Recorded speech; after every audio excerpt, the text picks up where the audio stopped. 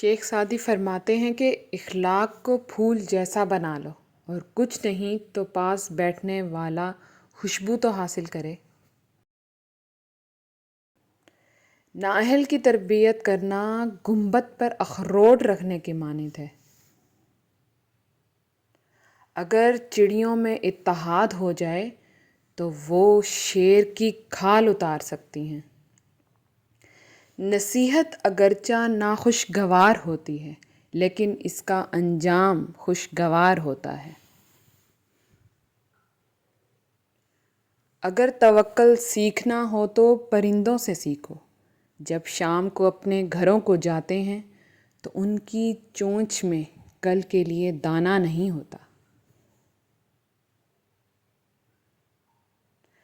آدمی کے جھوٹا ہونے کے لیے اتنا ہی کافی ہے کہ وہ ہر سنی سنائی بات پر یقین کر لے۔